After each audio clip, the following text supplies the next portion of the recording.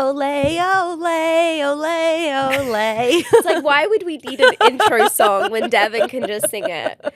Okay, everyone, new set unlocked. Yeah, what does everyone think? I'm obsessed. If you have watched every week, then you have gotten to level 2 of new fucking set. Welcome to level 2, baby. Welcome to level 2. It's only up from here. I was thinking of like the Game Boy and like, you know, when you make it to the next level, it's like, good job. With like a little like trinket or a jewel. I used to love Game Boys. I had the Game Boy SP. I had the Game Boy, the purple one. Cute. I don't think I knew how to use it, but I had one and I would like pretend. My favorite games were Mario, FIFA, and that's about it. Love. Maybe a little Pokemon. Pikachu. I like Pokemon. Okay, well, this week we have a very fun topic, which is dun dun dun. Why are we attracted to the crazy? The freaks. The freak elite. Devon and I want to unpack why the fuck we fall for freaks. And this has just been like a recurring theme in our lives where if we really just go back to everyone we've fallen in love with, there is something off about them. Always something off, just a hair. Something off. Yeah. Like not completely normal, not completely stable. So we want to unpack that. Yeah. I was talking to a friend and she was supposed to go on a date on Sunday and she got ready, did her makeup, was getting in the Uber, and then he texted her and said like, oh, in Malibu, like hold up. Mm-hmm. And so we were talking and we're just like, why the fuck do we go for these guys that always let us down? And I was like, girl, you're totally fine. I didn't learn my lesson until I was 33. And she's younger. So I was like, you have plenty of time to like get through this. But I thought the timing of this episode was so perfect because like, I'm like, yeah, why the fuck did it take me till I was 33 years old to say bye to the freaks? Right. I think that I'm the opposite, where I think the people I've actually like been in relationships with, yes, they're freaks, but like they're good freaks. Like I'm not going to stay with someone for like years and years and years if they're no good. But it has definitely taken me 30 years to realize, like, the people that I've been most in love with, well, I don't want to say most because that's unfair to my wife, who I love deeply and most out of anyone, and I married her. But, like, other people that I've been deeply in love with that I didn't conquer, that, like, you know, they never said yes to the dress with me. They were definitely fucking freaks. Yeah. And I think it's taken me all these years to realize why them? Why did I fall for them? And I think we want to share that with you guys today. I would say for me, after so many years of therapy, I have realized that I am like a recovering addict from chaos. So I find that I thrive when like my life is extremely chaotic and I'm used to being able to balance like 10 things at once. So for me, I think because I've always been drawn to chaos and that's where my comfort zone is. Yeah. I think like chaotic relationships are where I naturally feel safe and where I feel comfortable. Yeah. And just from having worked with a trauma therapist, I had learned a lot about how our brain's chemistry, like if you take a picture, will actually change in the way that like our receptors show up to like fight or flight or to fear. And like your brain actually releases a chemical where you become addicted to feeling in chaos. Yes. Do you think that stems from your childhood? Like, where do you think that addiction to chaos stems from? I'm sure it's childhood. And I think, you know, that's like a whole other thing to unpack. And sometimes I feel a little eye rolly because I feel like, did anyone ever really have a perfect childhood? Yeah. But I think that from having some chaos in my life as a younger person, that I have been addicted to the highs and lows. And I would say the one common thread with all the freaks I've dated is that they kept me super, super high and then they kept me extremely low. And an example of that. So any freak I've dated, even when they're my boyfriend, will make plans with me and 10 minutes before either cancel the plan, not call me back and ghost me for one day, or shift the plan. And when you're all dressed up and excited and you're getting in an Uber and you get that text, your dopamine and your serotonin fall so low that you feel so anxious and out of control that you're like, my body will literally shut down where I have to walk because I'll just be spiraling out. Yep.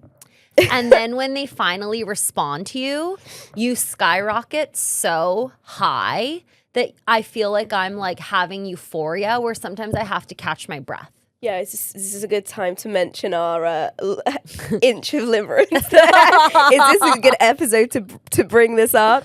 So Devon and I self-diagnosed ourselves through the years that we've talked about, you know, our feelings and relationships and love. So there's this thing called limerence, which due to the TikTok of things and due to like just pop culture has actually like come to many, many people's attentions. And what it is essentially like an addiction to people. It happens to people with addictive personalities. And really, they say it stems from childhood. And a lot of people who have it might have had like trauma and stuff. I don't think it's fair to just appoint that to people with traumatic childhood. I think it could be as simple as like maybe people with ADHD have it. Yeah. And essentially what it is that you just get addicted to people and you get addicted to the dopamine they give you when there's a high. Mm-hmm. And even when you crash with the low lows, once there is a high again, you're like on top of the world. And I think we both suffer from that. Yeah. R.I.P. It is R.I.P. And I think you have to do a lot of work to recognize those patterns and then be like, okay, I know that about myself. That's not reality. That's not real life. That's not sustainable. Like, I cannot possibly sustain that. So, like, how can I get into a relationship with someone else that's healthy and is not going to be that? And I think I did that through my wife. An interesting observation about this, though, is that I think with my ex-boyfriend, who was definitely a freak, but love to him, I was very limerent towards him. Like, I was very obsessed when I met him, like so obsessed.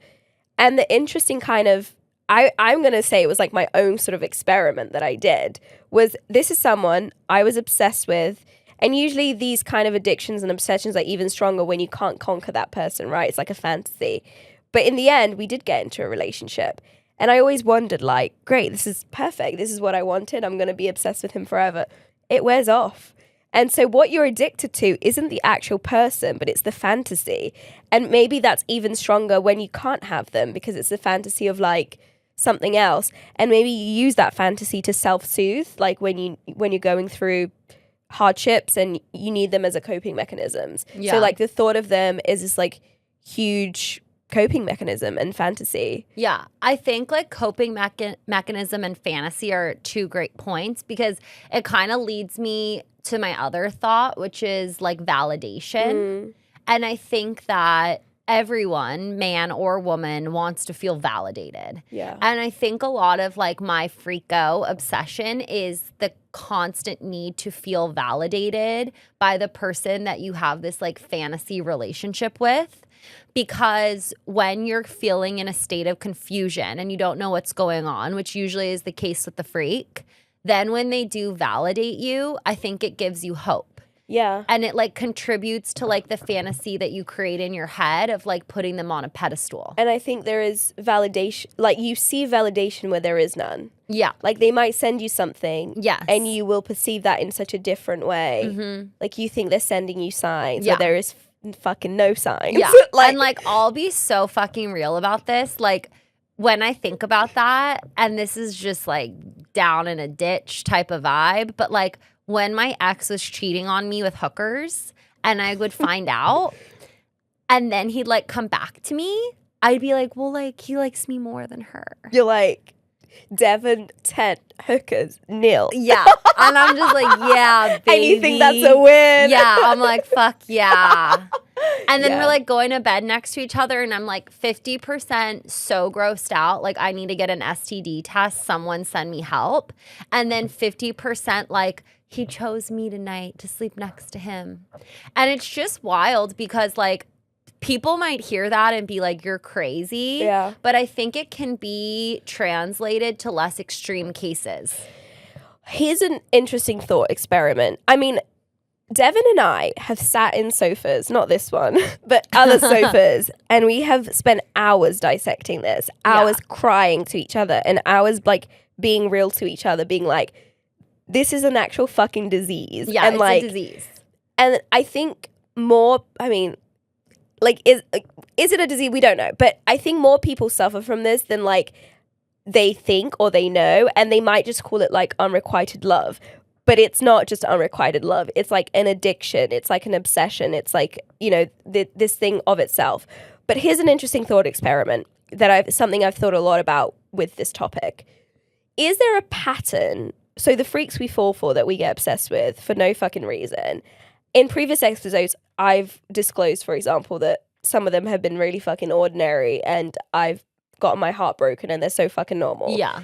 But is there a pattern between them? Like, what is the common thread between these people that you think we get addicted to them? It's such a good question. I think about it a lot because my boyfriend now was obsessed with me in the beginning. Mm-hmm. And so I was going to say, like, is it the like coming on really strong in the beginning and then like kind of slowly skirting away or something? But I don't know, because the relationship I'm in now, he's like super obsessed with me. So I don't think it's like feeding my ego or anything like that. It's a great question. Like, I don't know if I have the answer. Yeah, that's why I'm like, it's something I thought a lot about, but I don't have the answers. I do think the common thread between all the people, the freaks I've loved, to all the freaks I've loved, you know, like, oh my God, I love to all the freaks I've loved. I think y'all are narcissists, honestly. So that is the common thread. I think actually. Amen. That is correct. And I'm not talking about my wife, by the way, does not count on this freak bucket. She's very normal. I mean, somewhat. Yeah.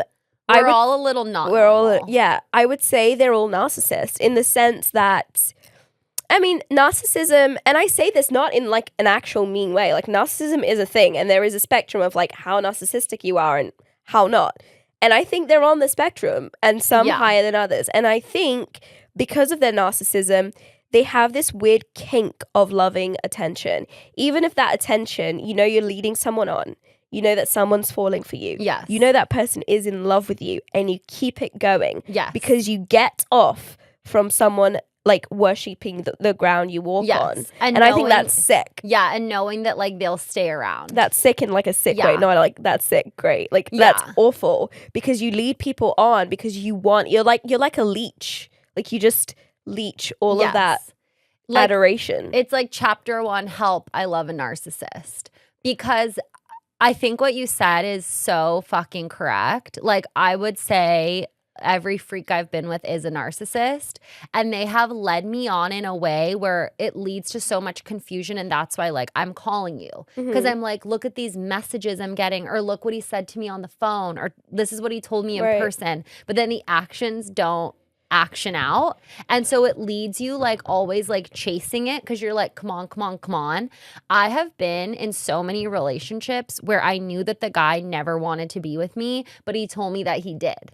Right. And it's like, what is wrong with you? So that begs the question, why are they leeches? And maybe the answer is they have low esteem, or that they're insecure people, like that they have low like self-esteem.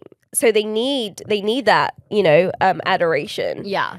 And I think that tracks with the people I've fallen for. Like, if I really think about them, I really do think they're insecure, and they're fine to lead people on, even if they don't like them back, because they're getting what they need. Yeah. Whereas I think as someone who I'd say I'm quite confident, my self-esteem is pretty solid, I'm not insecure, I couldn't think of anything worse than someone liking me, chasing me around, sending me fucking poems and love letters, and me being like, oh yeah, send me more. Like, oh yeah, I love that. Like, winky face. Like, I'd be like sick. I'd be sick to my stomach. And actually, there are some freaks I've fallen for, and I will say, I give massive respect to them for this. There are people I've fallen for who have rejected me, maybe later than they should have, but in the end, they did reject me.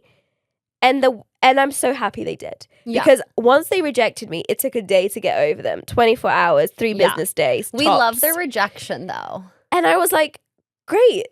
And that it was like normal. Like it's normal for someone to be Yeah. like, this has to stop. We can't do this. Or like, I'm not interested. Or like, this isn't appropriate. And I'm like, you're mature. You're not a coward. I will stop. And Yes. I don't want to be chasing someone that doesn't want me because I think I'm like the best fucking thing on earth. No, totally. And I'm like, they're blind. Yeah, So like, good luck. Good luck. Godspeed. Goodbye. But like, I don't want to be doing that. So once they reject me, I actually like am really turned off and I'm like, oh, okay. It's the people that don't reject you, keep you on their The string. the string, and that's it. They never commit. They Yeah. never give you anything back. Well, I think it's why like we all talk about in dating just like how they always come back. And like Tink said this, like they always come back or their life gets worse. Like there is not one freak I've dated who like 6 months later hasn't just like come out of the woodworks. Mm-hmm. And what I think is so funny is when that has happened to me and I haven't responded, then they turn it on me and they're like, is everything okay? Like, is something wrong with you? And I'm like, wait, what? Yeah. You know? And actually, and this is the thing with that is like, we're all adults, right? And I think having grown up, okay, let me try and like put this into context. I just watched a film this weekend with my wife. It was the Julia Roberts and Io Edebiri new film. It's called After the Hunt. Okay. And all this fucked up shit happens. It's kind of like a love triangle and like there's like a lot of complex dynamics and it's like very layered to the point where I did come out of the film and I was like, I still don't really get it. I was like, what are they trying to say? But it's beautiful. Like cinematography is beautiful. Julia Roberts is amazing in it. And it's just like a very layered, complex dynamic of like she loves her, he loves her. Like there's like a lot of love and like a lot of kind of power involved. And in the end of the film, the two female characters where there was like a lot of like ambiguity between them, they sit down 5 years later after everything happened and they have an adult conversation. And I bet, like, I kid you not, they sit in front of each other and goes, I felt this and this is what you did and I hate you for it and I forgive you, but I don't respect you. And how are you doing? Like, they have an adult conversation. And I dream of that with some people. Like, and maybe because it brings me closure and maybe I'll never have that, but like having a conversation where you can really like look at someone and be like, I think this, I think you're this, and I think you did this is just beautiful. Agreed, but the freaks are cowards. The freaks are cowards. They never want to actually share how they feel. Like, they will always gaslight you. Also, like, do they even know? I don't think they know how they feel because I don't think they live in reality. I also think, and you tell me if your freaks had this, one thing they all have in common is they love to talk badly about their exes in the sense of like, she was crazy. She was so obsessed with me. She was in love with me. Like, she wanted to marry me. And I was like, oh, I only knew you for 3 weeks. And I would always hear these stories. And you know how they say, like, you know, when the guy is like talking badly about the girl and says she's crazy, maybe he's the one that's crazy. They've all kind of like gaslit their exes and like shared adoration. Like, they're just so obsessed with me. Yeah, I think it was, I'm trying to think. And like some people would say about that, like put themselves on a pedestal from their ex's vantage point. Be like, oh, he was, yeah, you're right. And actually there was one freak who, when we were talking, they were married and they would berate their own spouse. And I'm like, why are you married to them then? Yeah. Like what are you doing? Like, what? Why talk badly about your spouse and put yourself like above them? But again, I think it goes back to that like insecurity thing. Are any of your freaks, when you think about them, in like happy relationships? And I know we never actually know if someone's happy, but like outwardly, do they seem to be like in a relationship with someone and things are swimmingly like going well? Outwardly, yeah. But how do you know what they actually feel? Like, what do you know what reality is? I don't know. They seem fine. My freaks are not. Devon's freaks. Yeah. Yeah. Another thing like I thought about is just like comfortability with living in the freak zone and like how sometimes to get out of the freaky lane is actually much harder than we all think because you just become so used to it. Yeah. And I'd say like with my relationship now, it's the best one I've ever been in. And so many friends asked me, are you going to get bored? Like, do you think it's going to get really boring? Because like, you're just going to be like, okay. And I was like, oh, wow, that will be actually such a sad day if I blow up my relationship because it's safe and caring.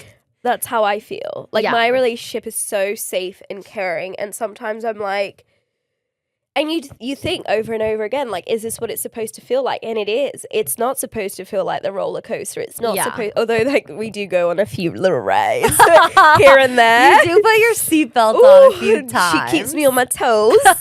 But do you think, though, do you think that we spoke about their profile, like what it is about them that we might fall for?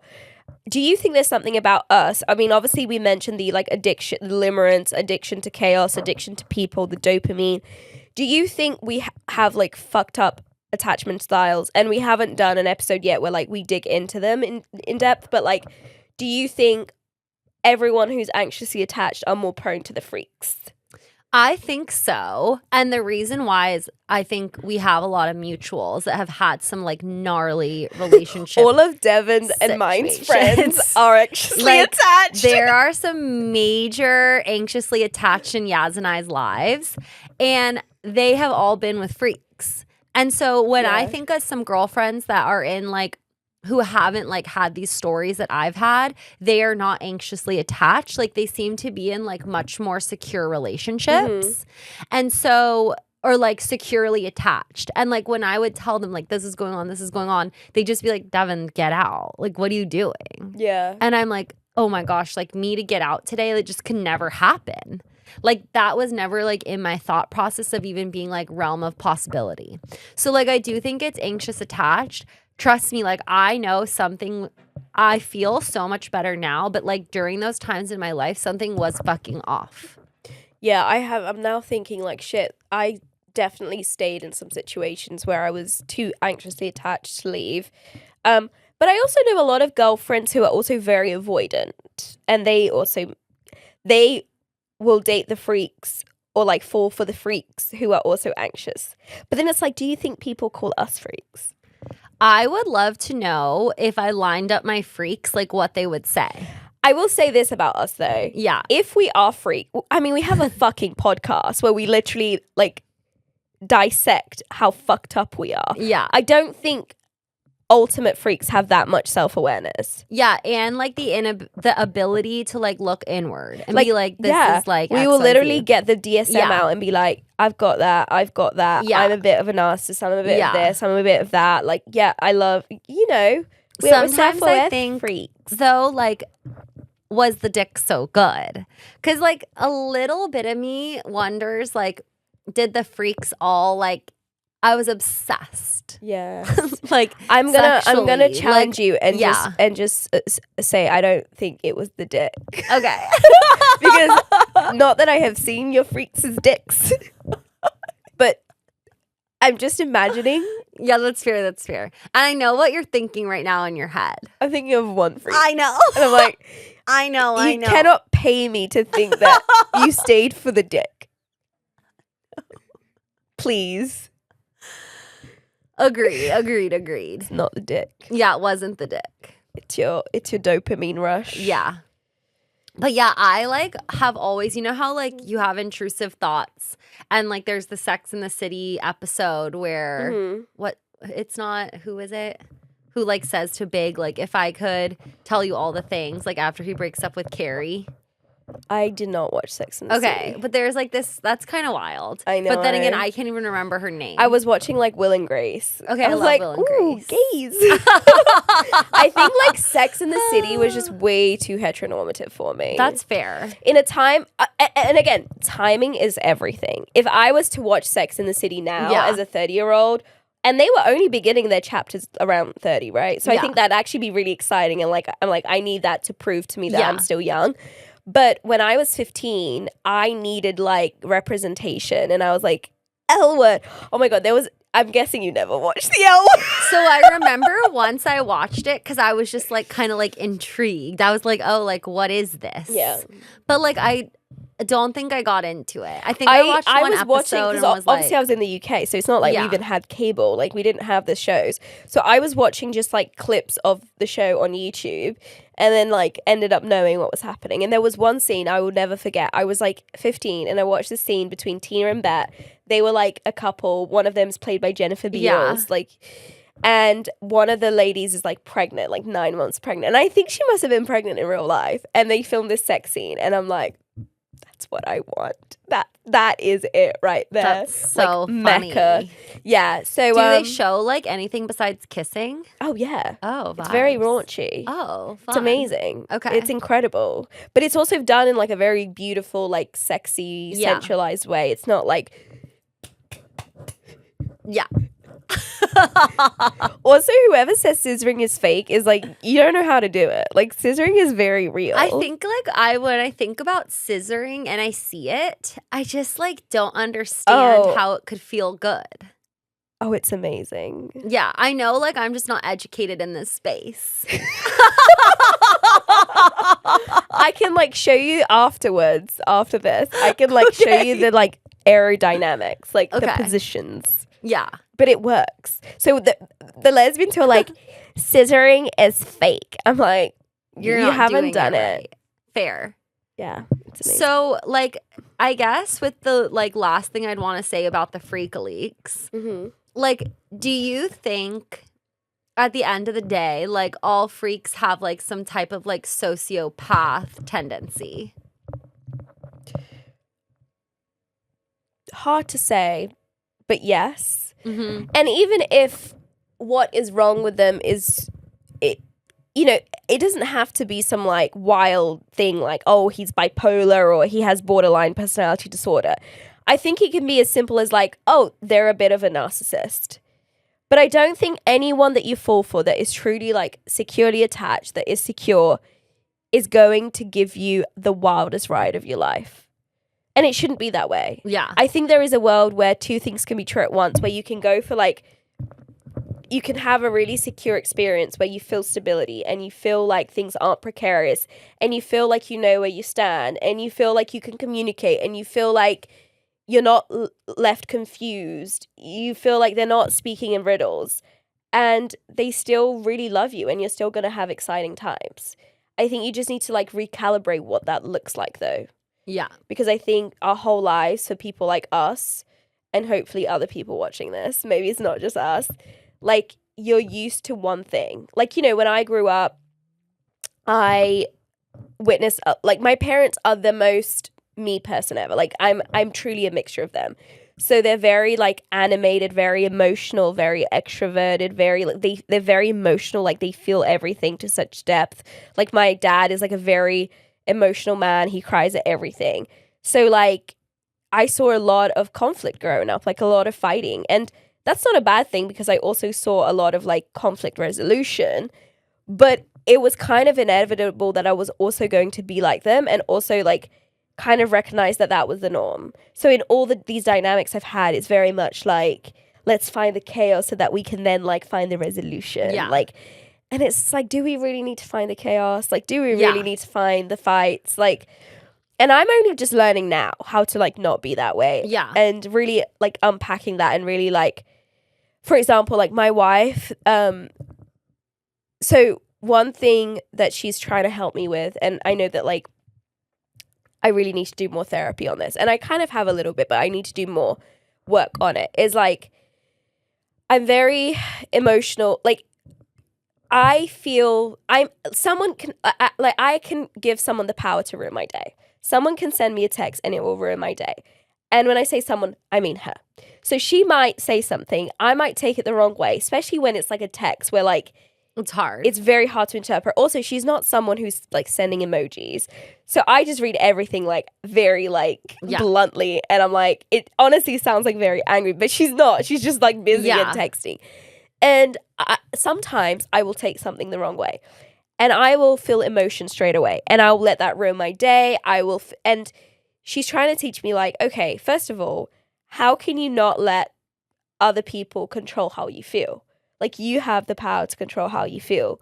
You can't let someone ruin your day, whether that's me, whether that's someone else. Like, also, perceiving things. Like everyone Yeah. perceives things differently. So like I am, you know, like I'm perceiving something that she said, taking it to like the extreme. She didn't mean it that way, but now it's ruined my day. And so it's like how to calibrate that, you know? My mom has always given me that advice. She's like, she is not a big fan of texting because she's just like, everything can be read and perceived incorrectly. And so because I know that, I find my texting, it's like I'll say something and then put 6 exclamations. Yeah. Because me it's too. like, God forbid anyone reads it the wrong way. But then it's just like, okay, this is just performative and fucking weird. But I even do it with you because I'm not thinking now. And I'm like groomed to be like, be there in 5 minutes. It's like, okay. Yeah. And then I think too, like something that I really have to work on, but it almost feels overwhelming, is exactly to your point. Like, how do we not let somebody else completely bring us down? Because back to the dating of the freaks, like when things are good, I am in like a crazy happy mood. And then when things were bad, I will destroys be your life. so You can't go to beaten work. down, I couldn't function. Yeah. Like I could not get out of bed, and like I would take sleeping pills on the weekends to just like turn my mind off because I was just like so ill. And I think now that I'm in such a happy relationship, like external factors should not like drive your adrenaline to either like give you a bad day or a good day. And I know like Mel Robbins is a little overplayed, but like she had put out like this like video recently where she was saying like every day she wakes up and she's just like, today's gonna be a good day. And she's like, if you set the tone that today's a good day, then if your coffee order goes bad or someone's rude to you, you're just like, well, it's gonna be a good day. I know. You know? It's a good reminder, but it's really hard to practice. And like, I think I'm so like sensitive that I am like very much a sponge to people's emotions. Yeah. And like, even if I think a friend texts me with a tone, I will think about it all day. Yeah. Yeah. It's hard. I think we're like very particular type of people, and I'm sure so many people are like us though. I think our friends are like us for sure. But it's hard. I don't know what the answer is to not fall for freaks. I just know that all you can do is work on yourself and recognize the power that you have in those dynamics. And it's not just them. It's you. Yeah. You're in it. Like you put yourself in that situation. So you have to assess why and have to assess like, is this the best thing for you? Yeah. And if you're dating a freak, dump him. Dump him. Unless the D is really good, like Devon said. It wasn't. I'm lying to myself. Hers was not though. Dump him. Remember Paris Hilton? Was it Paris that wore the like dump him shirt or something? Or was that Britney Spears? I don't know. I'll find the picture. I know she wore the what was it? Like don't be poor. Oh yeah. I love that. I love everything Paris Hilton, as you know. I know. But 1-800 dump your freak. Dump your freak. Also date girls. Like they're so great. But there is a lot of freaky girls. Yeah. Oh my God.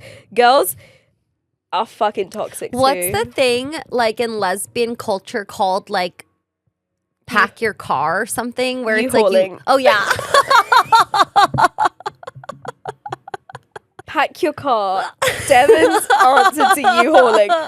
Pack your car is the hetero version of U-hauling. Just pack your car. Pack your car. U-hauling's like moving in together quickly, right? Yeah. I mean, my wife and I did it. I mean, we didn't move in, but like after, so I actually said to my wife, now I'm thinking these people might think of me and think I'm the freak because after, so this is so embarrassing to admit. So I said I love you to her for the first time when we first slept together 3 days after meeting. I just don't think that's that crazy though. Oh. Because I felt that before. Yeah. But I've never said it. And she always asked me, she was like, why did you say that? I'm like, because I felt it. In that moment, I felt like I loved you. Yeah. And I had just met you, and it was the first time. Actually, no, it wasn't the first time we were having sex. It was like the second time or third time we were having sex. And I truly felt it. And so whenever we speak about it now, I'm like, well, I was right. Yeah. Imagine if I was like 5 years later still with her just to prove myself. No, I know. The ultimate like, competition with yourself. Have to be right about that one. Still here. I guess I would just say, if any of our freaks are listening and you thought we were the problem, because I think some of the freaks listen because it's like the narcissism. How do we know that? How do we find that out? Is there some? Because I've been thinking about that. I'm like, I think they listen because they want to know. And I think they probably get joy being like, oh, she's crazy. Still talking about me 20 years later. Yeah, that's the thing. I'm like, fuck. But if you thought I was the freak, I want to know. They probably did think we were the freak. Especially like us at like in our prime. You know, I'd say my prime was like peak 17. Yeah. Oof, couldn't stop me then. I think mine was like maybe like 24 to 28. Really? Yeah. Which is crazy because I do think like, especially through my wife, like I see like people in their early 50s, people like Debbie. I'm like, damn, if I'm anything like these people, my prime will be like 50. Yeah. I hope so. I think women are peaking at like so many different ages now in their life where like I've seen friends of mine who like are still on their peak. I still feel like I'm on my peak. Yeah. I do think we do start looking better as we age though. Like I still think we're going to look better in the future. We definitely don't look great today. But yeah, I was going to say we also are getting over like a wave of congestion and my like God. Potentially COVID. We should have actually prefaced this whole thing with this. Like we're Devon sick. and I are so sick. We're sat here talking about limerence. Yeah. Whilst recovering from COVID or whatever the fuck we had. I am slightly feverish talking about freaks. Yeah. So, you know, be gentle with us. Yeah. Be gentle. Caress. If you have any thoughts on your freaks or any... I think we should do a whole episode on limerence though and get an expert. Yeah. I'm obsessed with stalking like limerence and just like understanding it. I didn't coin it, but I was pretty early there. You were. You taught me what limerence was. Taught Devon. I bawled and cried on your couch and you said, do you know what limerence is? I was like... You have this. I was like, it's okay. There's no recovery. You just have to accept. Yeah. There's no recovery. No prescription for limerence. No prescription. Okay. Well. Bye, sexies. Be well.